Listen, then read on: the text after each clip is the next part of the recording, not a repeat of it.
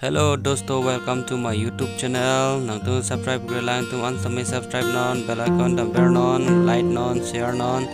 Ne pini bangke, nang tu ampan kamu hanam baklang budai. Ho ku aling, robor aling, kimi nam ko. Kamu han he, han thu he. Nang tu hanam baklang budai, kinang lang budai, jujetik an. Han thu orang long le lo dei, lagi han thu lo dei, lason jo han thu. Han kang moi nam baklang ne pini ek tomat tham ka pi ke hem nang le ala dei non ke hem nang le et pen non ke kan sir nang po dei kan tu nang po dei la ing to et pen ayat et pen no de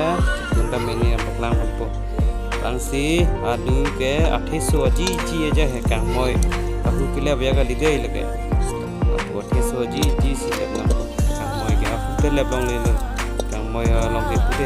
de patui fansi kita lihat lihat tadi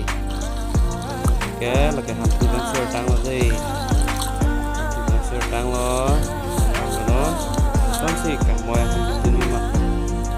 sui jatuh buah ni piu buah lerok itu tadi memang tadi ini makan oke hantu oke lepas ke ya bandak kubi tadi hantu aduh bandak kubi non jom lo la bangke sajuna hai chondon thi lagi yes sajuna thi tojok elo nona bangke dali lo dei dali asap supi tu nang po dali ta kipa chomei phana pathui phana dali lo dei le nona bangke mempo jo nang po ta asok abang dei kitok tanggali kamoy long ke kitok te asok kitok te bang sejauh nampo ke kita jauh nampo oke nanti jauh dah lu mulut deh tu lah dah jauh sini non apa ke pilu si jauh nampo deh oke non tang dia aku pengen jauh ke mo so tak dah ke si non advance kan jauh deh patui hello lah hello hello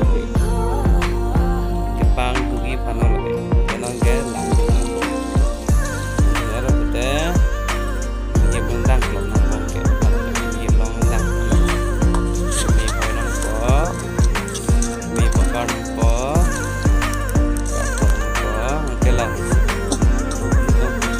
tan ala dei ke non ke et ka chu sulu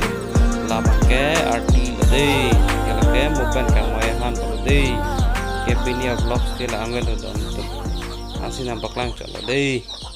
ke no ge ke chupo pulo kardong